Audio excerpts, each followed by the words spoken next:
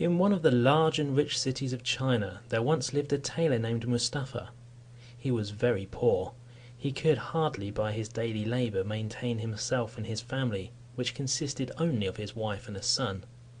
His son, who was called Aladdin, was a very careless and idle fellow. He was disobedient to his father and mother, and would go out early in the morning and stay out all day, playing in the streets and public places with idle children of his own age. When he was old enough to learn a trade, his father took him into his own shop and taught him how to use his needle. But all his father's endeavours to keep him to his work were vain, for no sooner was his back turned than he was gone for that day. Mustafa chastised him, but Aladdin was incorrigible, and his father, to his great grief, was forced to abandon him to his idleness, and was so much troubled about him that he fell sick and died in a few months. Aladdin, who was now no longer restrained by the fear of a father, gave himself entirely over to his idle habits, and was never out of the streets from his companions. This course he followed till he was 15 years old, without giving his mind to any useful pursuit, or the least reflection on what would become of him. As he was one day playing according to custom in the street with his evil associates, a stranger passing by stood to observe him.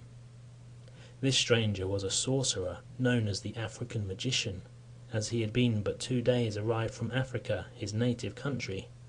The African magician, observing in Aladdin's countenance something which assured him that he was a fit boy for his purpose, inquired his name and history of some of his companions, and when he had learnt all he desired to know, went up to him, and taking him aside from his comrades, said, "Child, was not your father called Mustafa the tailor?" "Yes, sir," answered the boy, "but he has been dead a long time." At these words the African magician threw his arms about Aladdin's neck, and kissed him several times with tears in his eyes, and said, "I am your uncle. Your worthy father was my own brother. I knew you at first sight, you were so like him." Then he gave Aladdin a handful of small money, saying, "Go, my son, to your mother, give my love to her, and tell her that I will visit her tomorrow, that I may see where my good brother lived so long, and ended his days." Aladdin ran to his mother, overjoyed at the money his uncle had given him. "Mother," said he, "have I an uncle?" "No, child," replied his mother, "you have no uncle by your father's side or mine." "I am just now come," said Aladdin, "from a man who says he is my uncle and my father's brother. He cried and kissed me when I told him my father was dead, and gave me money, sending his love to you, and promising to come and pay you a visit, that he may see the house my father lived and died in." "Indeed, child," replied the mother, "your father had no brother, nor have you an uncle." The next day the magician found Aladdin playing in another part of the town, and embracing him as before, put 2 pieces of gold into his hand, and said to him, "Carry this, child, to your mother. Tell her that I will come and see her tonight, and bid her get us something for supper. But first, show me the house where you live." Aladdin showed the African magician the house, and carried the 2 pieces of gold to his mother, who went out and bought provisions, and considering she wanted various utensils, borrowed them of her neighbours. She spent the whole day in preparing the supper, and at night, when it was ready, said to her son, "Perhaps the stranger knows not how to find our house. Go and bring him if you meet with him." Aladdin was just ready to go when the magician knocked at the door, and came in loaded with wine and all sorts of fruits, which he brought for a dessert. After he had given what he brought into Aladdin's hands, he saluted his mother, and desired her to show him the place where his brother Mustafa used to sit on the sofa. And when she had so done, he fell down and kissed it several times, crying out with tears in his eyes, "My poor brother, how unhappy am I not to have come soon enough to give you one last embrace." Aladdin's mother desired him to sit down on the same place, but he declined. "No," said he, "I shall not do that, but give me leave to sit opposite to it, that although I see not the master of my family so dear to me, I may at least behold the place where he used to sit." When the magician had made choice of a place and sat down, he began to enter into discourse with Aladdin's mother. "My good sister," said he, "do not be surprised at your never having seen me all the time you have been married to my brother Mustafa of happy memory. I have been 40 years absent from this country, which is my native place as well as my late brother's, and during that time have travelled into the Indies, Persia, Arabia, Syria, and Egypt, and afterward crossed over into Africa, where I took up my abode. At last, as it is natural for a man, I was desirous to see my native country again, and to embrace my dear brother. And finding I had strength enough to undertake so long a journey, I made the necessary preparations and set out. Nothing ever afflicted me so much as hearing of my brother's death, but God be praised for all things. It is a comfort for me to find, as it were, my brother in a son who has his most remarkable features. The African magician perceived that the widow wept at the remembrance of her husband, changed the conversation, and turning toward her son, asked him, "What business do you follow? Are you of any trade?" At this question the youth hung down his head, and was not a little abashed when his mother answered, "Aladdin is an idle fellow. His father, when alive, strove all he could to teach him his trade, but could not succeed, and since his death, notwithstanding all I can say to him, he does nothing but idle away his time in the streets, as you saw him, without considering he is no longer a child. And if you do not make him ashamed of it, I despair of his ever coming to any good. For my part, I am resolved, one of these days, to turn him out of doors, and let him provide for himself." After these words, Aladdin's mother burst into tears, and the magician said, "This is not well, nephew. You must think of helping yourself and getting your livelihood. There are many sorts of trades. Perhaps you do not like your father's, and would prefer another. I will endeavour to help you. If you have no mind to learn any handicraft, I will take a shop for you, furnish it with all sorts of fine stuffs and linens, and then with the money you make of them you can lay in fresh goods, and live in an honourable way. Tell me freely what you think of my proposal. You shall always find me ready to keep my word." This plan just suited Aladdin, who hated work. He told the magician he had a greater inclination to that business than any other, and that he should be much obliged to him for his kindness. "Well then," said the African magician, "I will carry you with me tomorrow, clothe you as handsomely as the best merchants in the city, and afterward we will open a shop as I mentioned." The widow, after his promises of kindness to her son, no longer doubted that the magician was her husband's brother. She thanked him for his good intentions, and after having exhorted Aladdin to render himself worthy of his uncle's favour, served up supper, at which they talked of several indifferent matters, and then the magician took his leave and retired. He came again the next day as he had promised, and took Aladdin with him to a merchant who sold all sorts of clothes for different ages and ranks ready-made, and a variety of fine stuffs, and bade Aladdin choose those he preferred, which he paid for. When Aladdin found himself so handsomely equipped, he returned his uncle thanks, who thus addressed him, "As you are soon to be a merchant, it is proper you should frequent these shops and be acquainted with them." He then showed him the largest and finest mosques, carried him to the khans or inns where the merchants and travellers lodged, and afterward to the Sultan's palace, where he had free access, and at last brought him to his own khan, where, meeting with some merchants he had become acquainted with since his arrival, he gave them a treat, to bring them and his pretended nephew acquainted.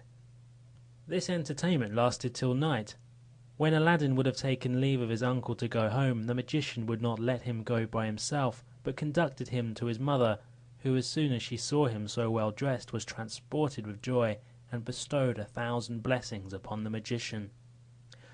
Early the next morning the magician called again for Aladdin, and said he would take him to spend that day in the country, and on the next he would purchase the shop. He then led him out of one of the gates of the city to some magnificent palaces, to each of which belonged beautiful gardens, into which anybody might enter. At every building he came to, he asked Aladdin if he did not think it fine, and the youth was ready to answer when anyone presented itself, crying out, "Here is a finer house, uncle, than any we have yet seen." By this artifice the cunning magician led Aladdin some way into the country, and as he meant to carry him farther to execute his design, he took an opportunity to sit down in one of the gardens on the brink of a fountain of clear water, which discharged itself by a lion's mouth of bronze into a basin. Pretending to be tired, "Come, nephew," said he, "you must be weary as well as I.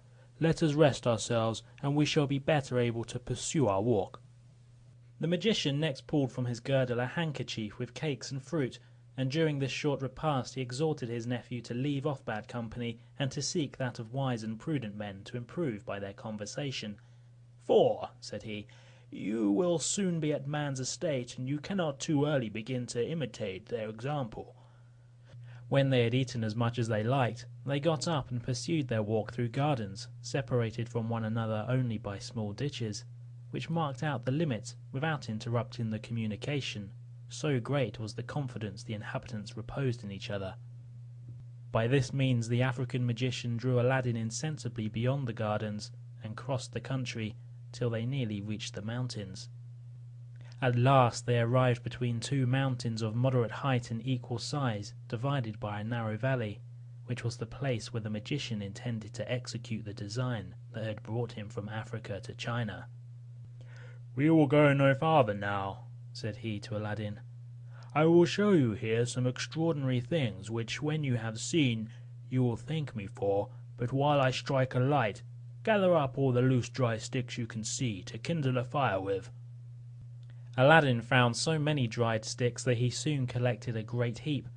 The magician presently set them on fire, and when they were in a blaze, threw in some incense, pronouncing several magic words, which Aladdin did not understand. He had scarcely done so when the earth opened just before the magician, and discovered a stone with a brass ring fixed in it. Aladdin was so frightened that he would have run away, but the magician caught hold of him and gave him such a box on the ear that he knocked him down. Aladdin got up trembling, and with tears in his eyes said to the magician, "What have I done, uncle, to be treated in this severe manner?" "I am your uncle," answered the magician.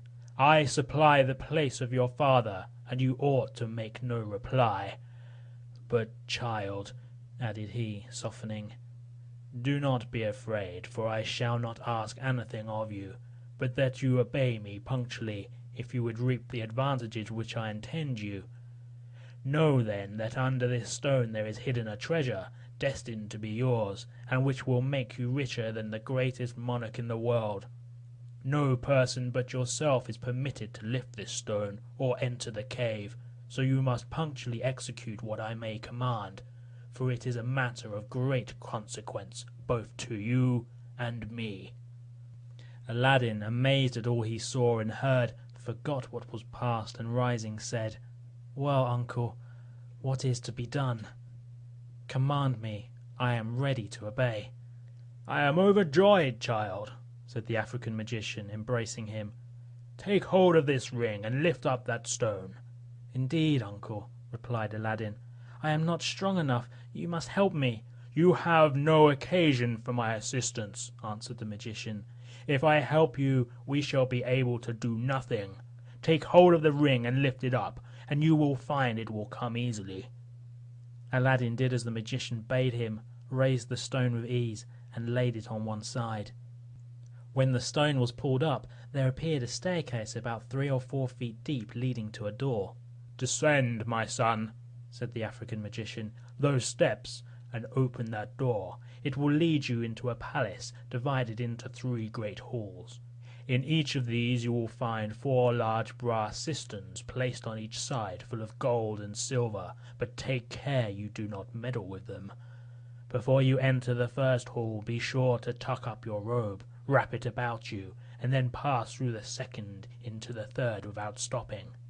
Above all things, have a care that you do not touch the walls so much as with your clothes, for if you do, you will die instantly. At the end of the third hall you will find a door which opens into a garden, planted with fine trees loaded with fruit. Walk directly across the garden to a terrace, where you will see a niche before you, and in that niche a lighted lamp. Take the lamp down and put it out. When you have thrown away the wick and poured out the liquor, put it in your waistband and bring it to me. Do not be afraid that the liquor will spoil your clothes, for it is not oil, and the lamp will be dry as soon as it is thrown out." After these words, the magician drew a ring off his finger and put it on one of Aladdin's, saying, "It is a talisman against all evil, so long as you obey me. Go, therefore, boldly, and we shall both be rich all our lives." Aladdin descended the steps, and opening the door found 3 halls just as the African magician had described. He went through them with all the precaution the fear of death could inspire, crossed the garden without stopping, took down the lamp from the niche, threw out the wick and the liquor, and as the magician had desired, put it in his waistband.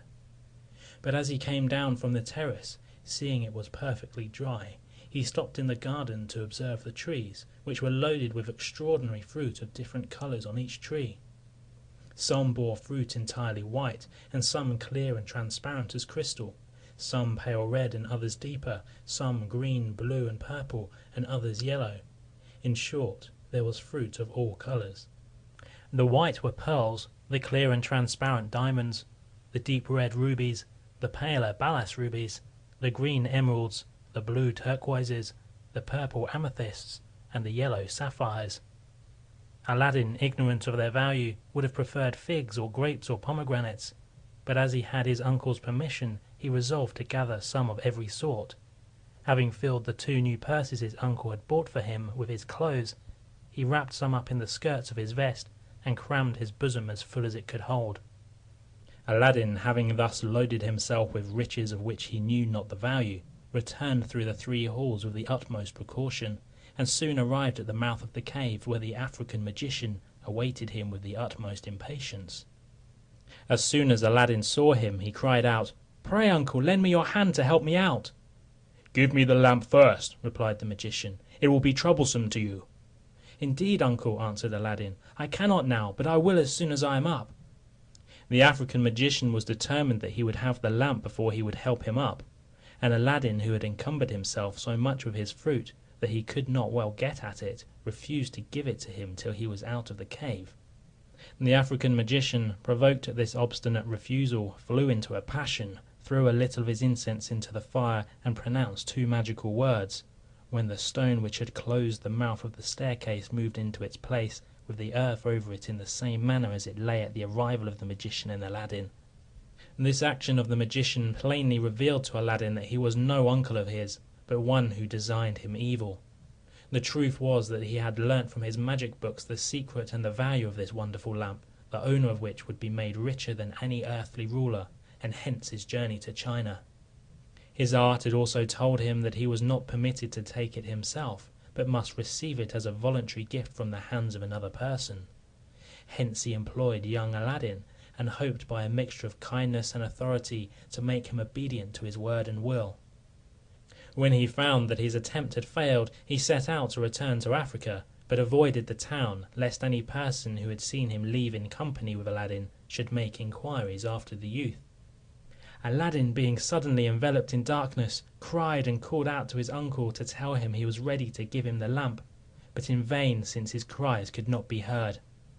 He descended to the bottom of the steps with a design to get into the palace, but the door, which was opened before by enchantment, was now shut by the same means. He then redoubled his cries and tears, sat down on the steps, without any hopes of ever seeing light again, and in an expectation of passing from the present darkness to a speedy death. In this great emergency he said, "There is no strength or power but in the great and high God." And in joining his hands to pray, he rubbed the ring which the magician had put on his finger. Immediately a genie of frightful aspect appeared, and said, "What wouldest thou have? I am ready to obey thee. I serve him who possesses the ring on thy finger, I and the other slaves of that ring."